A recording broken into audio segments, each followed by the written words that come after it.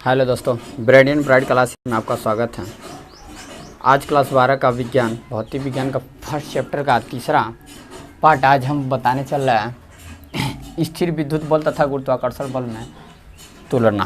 कि स्थिर विद्युत बल क्या होता है और गुरुत्वाकर्षण बल, इन दोनों का तुलना करते हैं कि कौन सा बल ज़्यादा प्रभावकारी होगा। और उसके बारे में जबकि इसके पहले 2 वीडियो में हम लोग पढ़ चुके हैं। आवेश का उत्पत्ति का सिद्धांत, ऐसे 2-3 वीडियो में जो विद्युत क्षेत्र की तीव्रता, विद्युत क्षेत्र सभी को हम पढ़ चुके हैं। और तीसरा आज पार्ट हमारा है स्थिर विद्युत बल तथा गुरुत्वाकर्षण बल में संबंध। बोर्ड में कभी कभी 1-2 मार्क्स का क्वेश्चन कर लिया जाता है, तो हम बताएंगे आपको विद्युत बल और तथा गुरुत्वाकर्षण बल। हम क्लास 11 में पढ़ चुके हैं कि गुरुत्वाकर्षण बल क्या होता है। क्लास 11 में हम पढ़ चुके हैं। वैसे 9वीं क्लास में भी गुरुत्वाकर्षण बल पढ़े हैं, तो 11 में पढ़े हैं गुरुत्वाकर्षण बल। न्यूटन ने गुरुत्वाकर्षण बल के बारे में बताया था। गुरुत्वाकर्षण बल के बारे में बताए थे।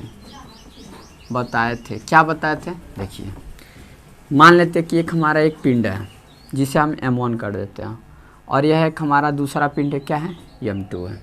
ठीक है, तो न्यूटन ने बताया था कि और इन 2 पिंडों के बीच की दूरी r है। तो न्यूटन ने ये बताए थे कि फर्स्ट जो पिंड है m1, इसका द्रव्यमान क्या मान लिए? मास m1, और इस वाले का मास m2 है।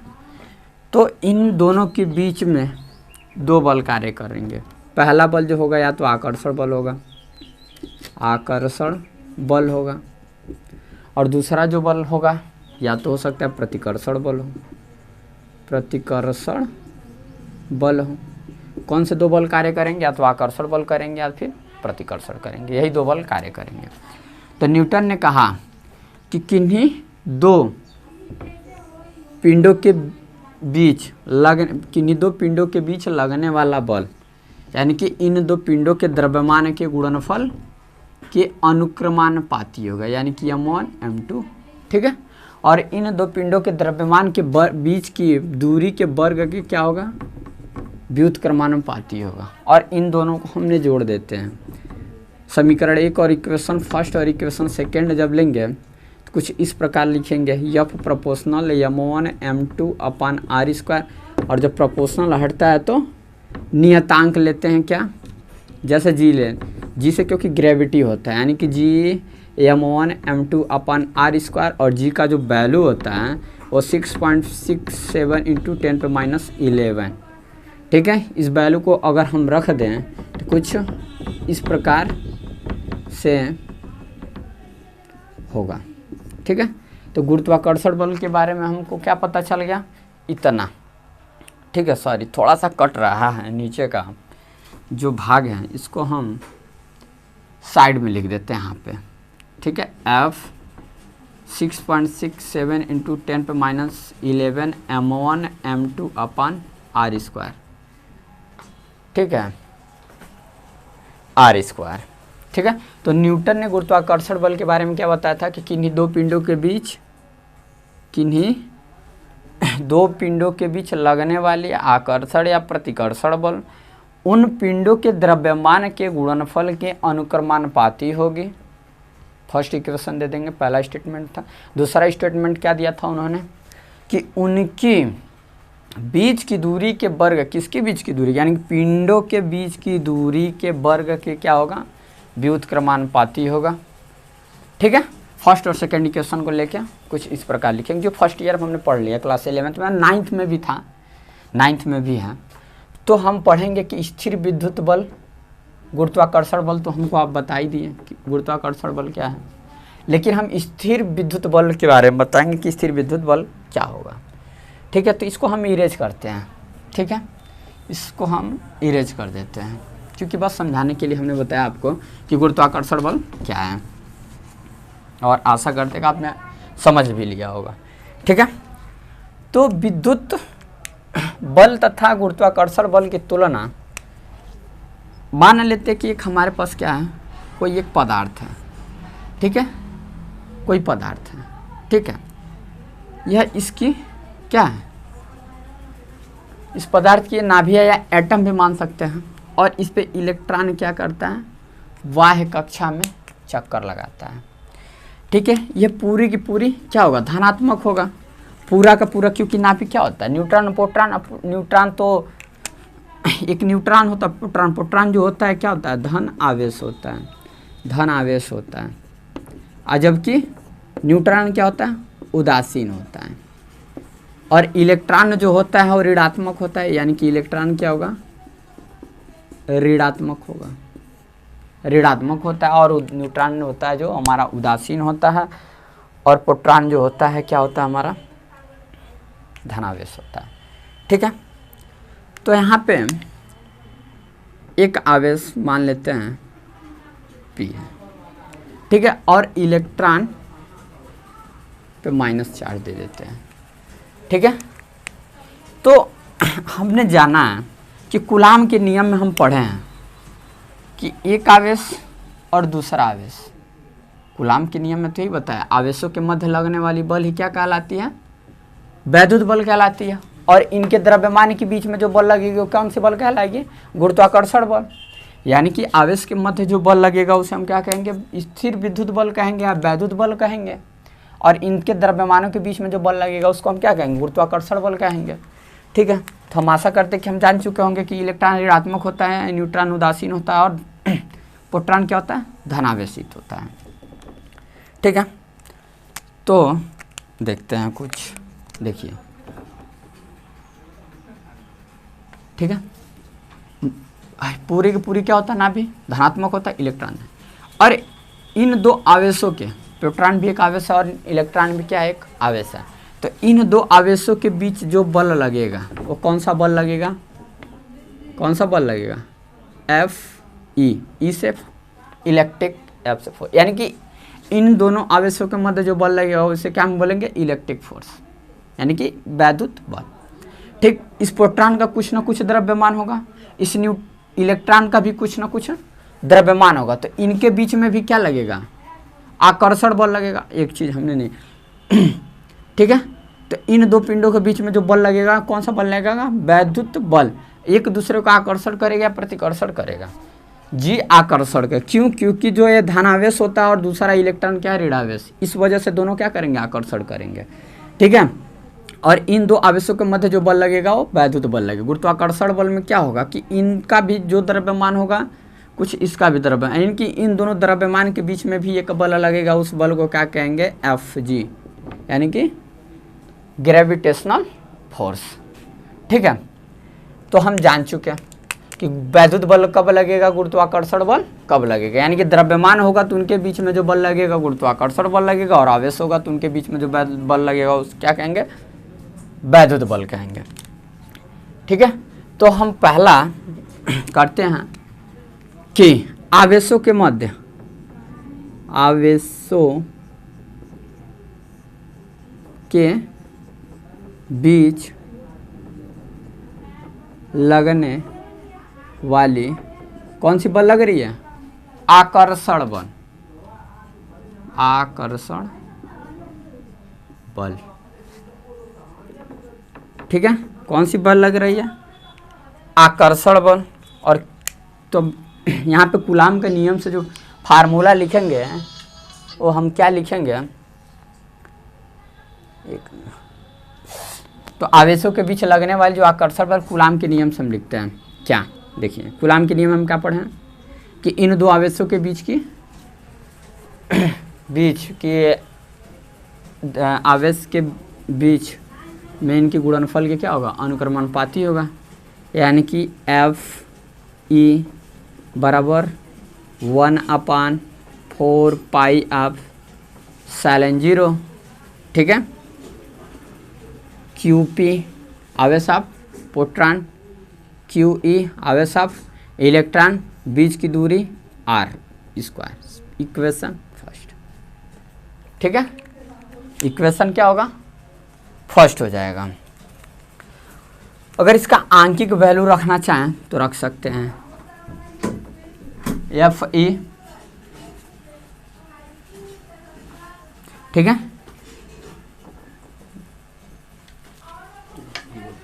ठीक है, एफ ई 9 इंटू 10 पे 9, क्यूपी का वैल्यू क्या होता है आवेश का, ठीक है 1.6 गुणे 10 पे माइनस 19, और लगभग सेम वैल्यू इसका भी होता है 1.6 गुणे 10 पे माइनस के 19, और इनके बीच की दूरी के आर स्क्वायर। कुछ इस प्रकार हम क्या कर सकते हैं, इसको हम लिख सकते हैं, और इक्वेशन हम इसको फर्स्ट मान लेते हैं, इसको छोड़ देते हैं क्योंकि फर्स्ट जो हमारा था, ठीक है। चलिए इसको हम इरेज कर देते हैं क्योंकि समझने के लिए हम बताए थे। दूसरा, ठीक है, सेकंड जो क्या है, सेकंड इन्होंने क्या दिया कि इनके द्रव्यमानों के यानी कि आवेशों के द्रव्यमान के बीच लगने वाली आकर्षण बल, कौन सा बल, आकर्षण बल में होगा गुरुत्वाकर्षण बल होगा, क्या होगा गुरुत्वाकर्षण बल होगा, ठीक है। तो गुरुत्वाकर्षण बल का भी हम फार्मूला बताए हैं कि एफ जी, ठीक है, g mass of electron into mass of proton बट्टे आर स्क्वायर, ठीक है। इसको इक्वेशन मत दीजिए, ठीक है। अगर हम इसका आंकिक मान रखना चाहें तो एफ जी क्या लिख सकते हैं, जी का वैल्यू कितना होता है 6.67 इंटू 10 पे माइनस 11, और मास ऑफ इलेक्ट्रॉन कितना होता है 9.1 इंटू 10 पे माइनस 31, और मास ऑफ प्रोटॉन कितना होता है तो इंटू में 1.67 इंटू 10 पे माइनस 10 पे माइनस 27 होता है, और बट्टे are square, equation first, sorry second होगा ना क्योंकि फर्स्ट तो हमने पहले बना चुका है, ठीक है, सेकंड होगा।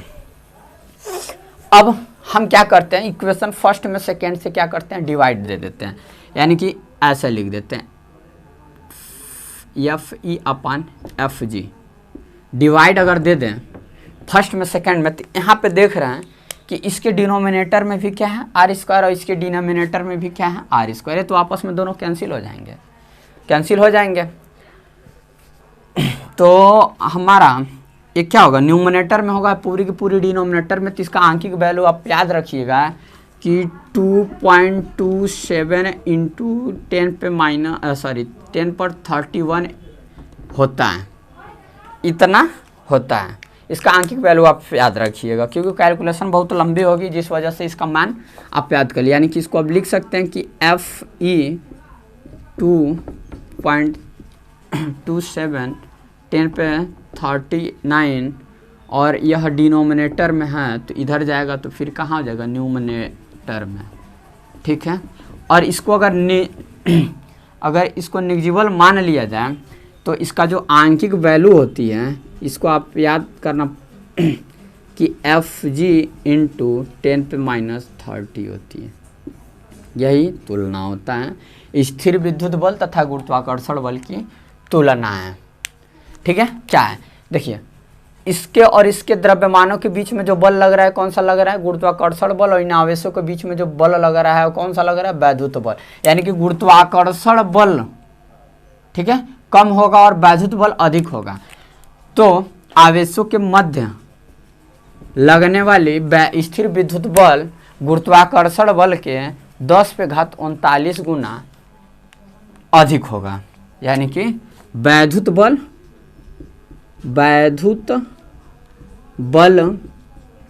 गुरुत्वाकर्षण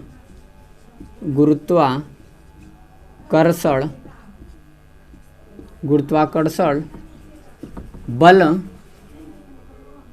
वैद्युत बल गुरुत्वाकर्षण बल से 10 पे घात 39 गुना होगा, यही तुलना है। यानी कि वैद्युत बल क्या होगा गुरुत्वाकर्षण बल से 10 पे 39 घात क्या होगा गुना होगा, गुना होगा वैद्युत बल, थोड़ा सा कट रहा है, वैद्युत बल गुरुत्वाकर्षण बल से, चलिए यहाँ तक सही है, गुना होगा। चलिए थोड़ा सा अगर इसे हम ऊपर लिख देंगे तो आप समझ लीजिएगा, गुना होगा, ठीक है। वैद्युत बल गुरुत्वाकर्षण बल से 10 माइनस 10 पे 39 गुना अधिक होगा, ठीक है, अधिक होगा। चलिए ठीक है, समझ लीजिएगा। चलिए अगर स्क्रीनशॉट लेना चाहते हैं तो ले सकते हैं, और जहां आपको समझ में आए कमेंट बॉक्स में आप भेज दें, फिर एक बार हम समझने का प्रयास करेंगे, ठीक है। तो हम इसको मिटा देते हैं, धीरे धीरे हम एंटर करते हैं। अब ये हमारी सब बेसिक फंडामेंटल आपका क्लियर हो जाती है, तो फिर आगे धीरे धीरे बहुत ही मज़ा आएगा। सेकंड टॉपिक जो हमारा है कि बिंदु आवेश के कारण विद्युत क्षेत्र की तीव्रता, यानी कि किसी बिंदु पर अगर विद्युत क्षेत्र की तीव्रता ज्ञात करनी होती है तो कैसे कैसे हम ज्ञात कर सकते हैं। तो सबसे पहला जो विद्युत क्षेत्र की तीव्रता ज्ञात करेंगे तो होता है अक्षीय स्थिति, अक्षीय स्थिति, अक्षीय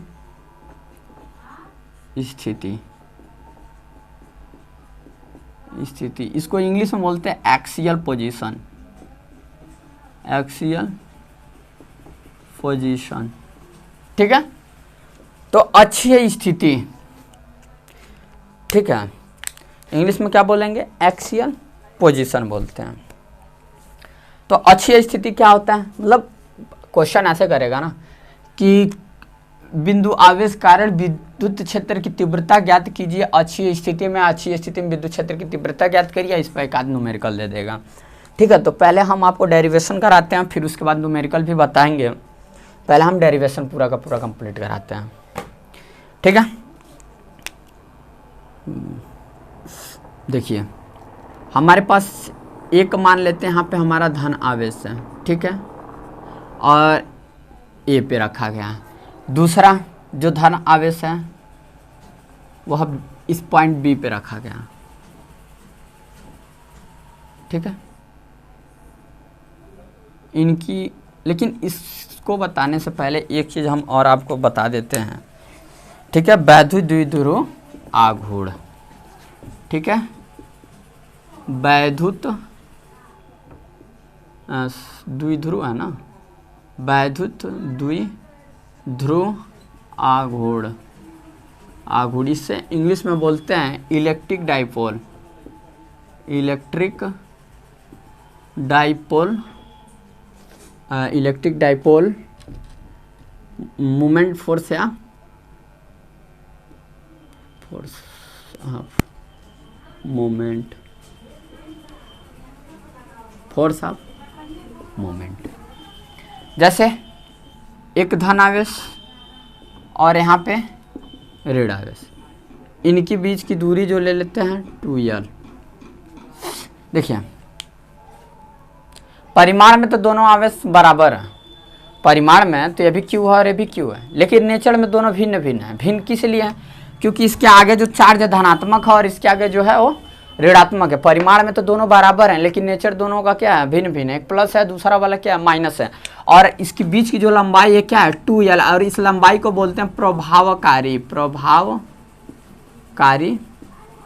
लंबाई, लंबाई, ठीक है। इस लंबाई को बोलते हैं प्रभावकारी लंबाई, और इसके बीच में एक पॉइंट होता है जिसे हम मिड पॉइंट बोलते हैं, और यह पॉइंट जो होता है उदासीन होता है, ठीक है। तो इस लंबाई को बोलते हैं प्रभावकारी लंबाई, ठीक है। तो इसको हम किससे दिखाते हैं, P से। P बराबर होता है क्या, कि इन दोनों आवेशों का परिमाण Q और इनकी प्रभावकारी लंबाई के गुणनफल को हम क्या कहेंगे, वैद्युत द्विध्रुव आघूर्ण, यानी कि P बराबर क्या उतना होगा 2QL। अगर इसका यूनिट देखते हैं तो यूनिट क्या होगा, आवेश का मात्रक जो होता है क्या होता है, कूलाम होता है, कूलाम। और लंबाई का मात्रक क्या होता है मीटर, यानी कि कूलाम इंटू क्या होगा मीटर, यानी कि आवेश की परिमाण तथा उनकी प्रभावकारी लंबाई के गुणनफल को हम क्या कहेंगे वैद्युत द्विध्रुव आघूर्ण कहेंगे। ठीक है, हर साल बहुत ही इंपॉर्टेंट है, हर साल 1 नंबर का क्वेश्चन इस पे करता है कि वैद्युत द्विध्रुव आघूर्ण पे एक क्वेश्चन करेगा, या तो दे देगा कि उसकी दोनों आवेश के बीच की दूरी फाइंड करिए, या फिर आवेश फाइंड कीजिए, या वैद्युत द्विध्रुव ज्ञात करिए। यानी कि आवेश के परिमाण तथा उन आवेशों की बीच की प्रभावकारी लंबाई के गुणनफल को हम क्या कहेंगे वैद्युत द्विध्रुव आघूर्ण कहेंगे। ठीक है, तो यह इसको हमारे पूरे चैप्टर में इस फार्मूले का पूरा हर एक डेरिवेशन में इसका यूज है। ठीक है, तो इसको हम क्या करते हैं मिटा देते हैं। ठीक है, इरेज कर देते हैं। ठीक है,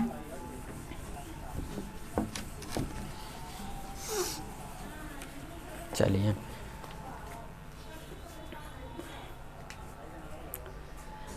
एक्सियल पोजीशन क्या होती है स्थिति। इन दो आवेशों को मिलाने वाली रेखा को थोड़ा अगर आगे हम बढ़ा दें तो इस स्थिति को हम कहते हैं अक्षीय स्थिति। ठीक है, आवेश को मिलाने वाली रेखा, ठीक है, दोनों आवेश को मिलाने वाली रेखा को यदि थोड़ा अधिक और हम बढ़ा देते हैं तो उस स्थिति को हम बोलते हैं अक्षीय स्थिति। और इसी स्थिति पे होता है हमारा एकांक आवेश जो P पे मान लेते हैं P, और यहीं जो स्थित होता है हमारा क्या होता है एकांक आवेश। आवेश या इसी को बोलते हैं परीक्षण आवेश। और इसी पॉइंट पे हमें क्या करना है ज्ञात करना है क्या विद्युत क्षेत्र की तीव्रता। तो हाई प्लस है तो दूसरा आवेश क्या होगा माइनस होगा, और इसके मिड पॉइंट में क्या है एक O बिंदु है जो क्या है उदासीन है। ठीक है, तो देखिए एकांक आवेश भी क्या हमारा धनात्मक है। ठीक है, यहाँ प्लस ना हो तो 1 लिख लीजिए। ठीक है, एकांक आवेश जो है हमारा क्या है धनात्मक है। ठीक है, तो हाई ऋणात्मक है धनात्मक, यानी कि हाई क्या करेगा इसको अपनी तरफ, मतलब माइनस क्यू आवेश क्या करेगा इसको अपनी तरफ क्या कर लेगा आकर्षित कर लेगा।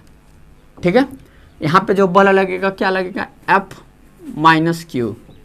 ठीक है, और ए पॉइंट पे जो है वहाँ पे क्या है प्लस क्यू आवेश है। ठीक है, और ये क्या है एकांक आवेश, ये भी प्लस है और ये भी प्लस है।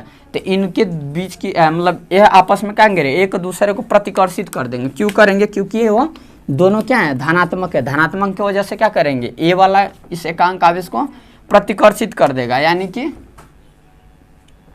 इधर इसको ट्रांसफर करा देगा। ठीक है, यानी कि उसको प्रतिकर्षित कर देगा, यानी कि यहाँ पे जो बल लगेगा वो क्या लगेगा प्लस क्यू का। और हम बताएं कि एकांक आवेश में विद्युत क्षेत्र की तीव्रता जो एकांक आवेश पे लगने वाली बल या एकांक आवेश पे जितना बल का अनुभव करता है उसी को हम क्या कहते हैं विद्युत क्षेत्र की तीव्रता, यानी कि F किसके बराबर होता है E के। ठीक है, यानी कि बल और विद्युत क्षेत्र की तीव्रता। विद्युत क्षेत्र की तीव्रता कहाँ होती है दो आवेशों के बीच लगने वाली बल या एकांक आवेश पे लगने वाली बल को विद्युत क्षेत्र की तीव्रता कहते हैं। इसको हम किससे दिखाते हैं E से, और F किसके बराबर होता है E के। इस वजह से हम यहाँ पे क्या कर सकते हैं F को E भी लिख सकते हैं, और E इसलिए लिख रहे हैं क्योंकि हमें विद्युत क्षेत्र की तीव्रता ज्ञात करनी है। विद्युत क्षेत्र की तीव्रता क्या ज्ञात करनी है, और माना लेंगे कि यहाँ से लेकर और बिंदु P यानी कि एकांक आवेश के बीच की दूरी क्या होगी R हो। ठीक है, और प्रभावकारी लंबाई कितनी होगी 2L होगी। ठीक है, प्रभावकारी लंबाई कितनी होगी 2L होगी। ठीक है, अब आप लोग माना वाना करके लिख लीजिएगा कि माना ए और बी।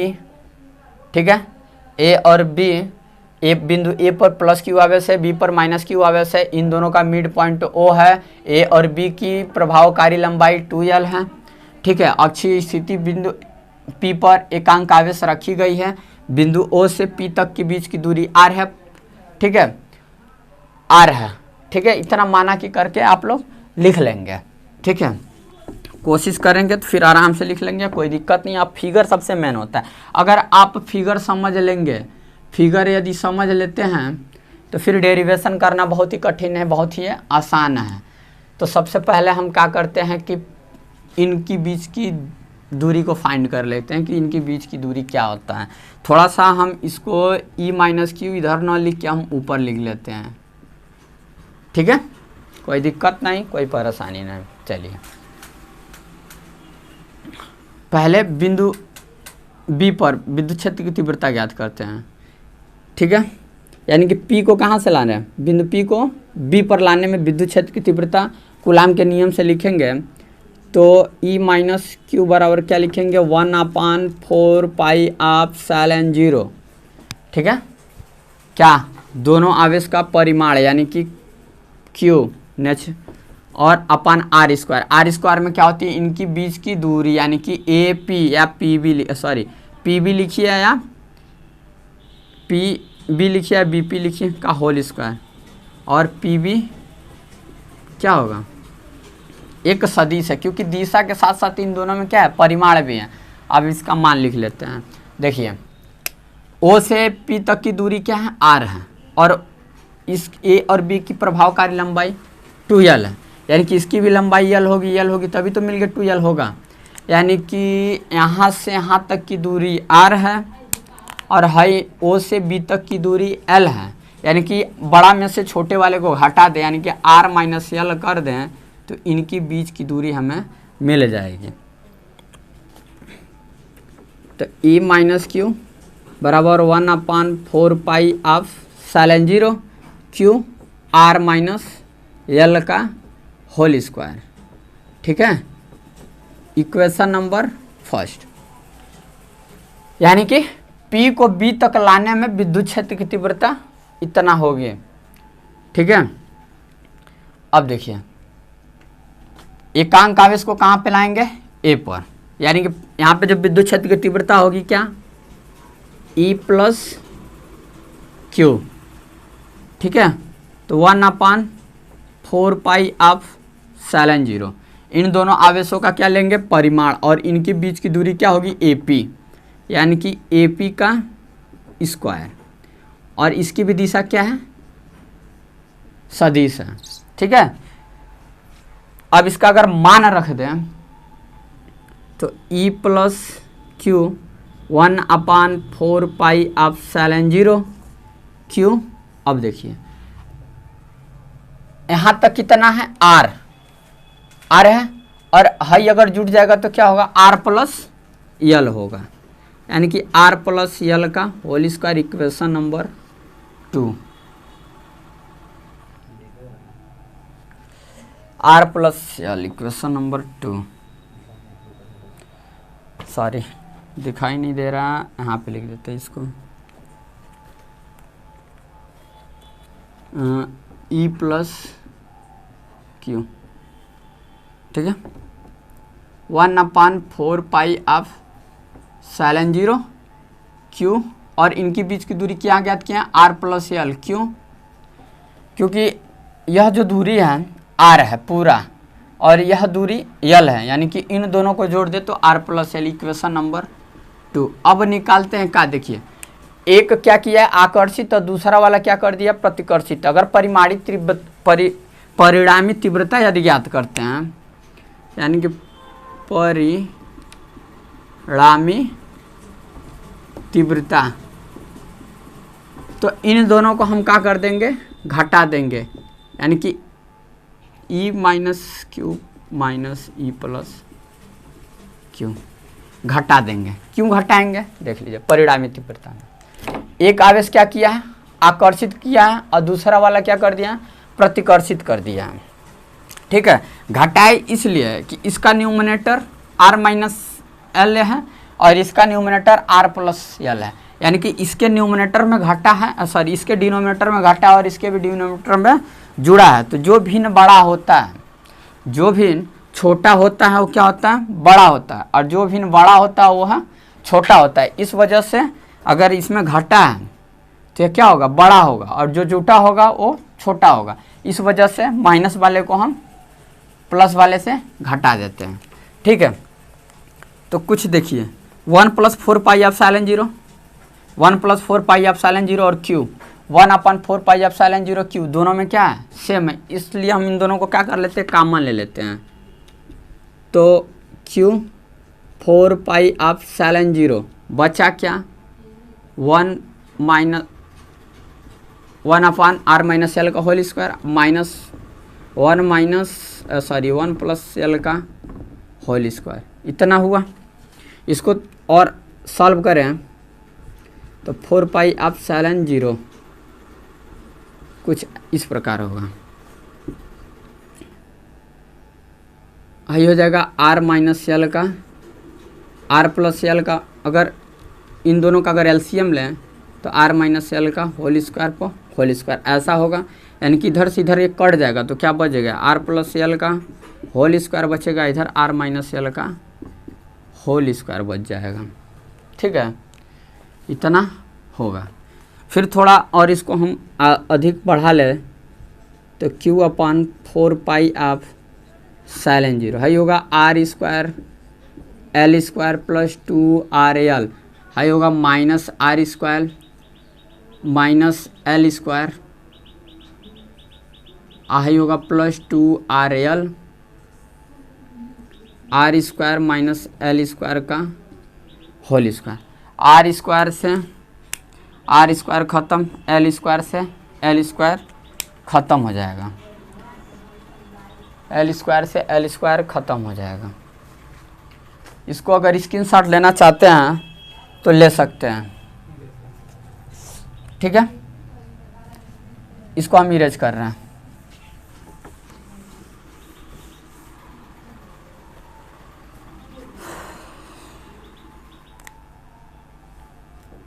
तब ई क्यू अपन 4 पाई ऑफ साइन 0 बचा कितना 2 आर एल मिल के बन गया 4 R L upon R square minus L square का होल स्क्वायर।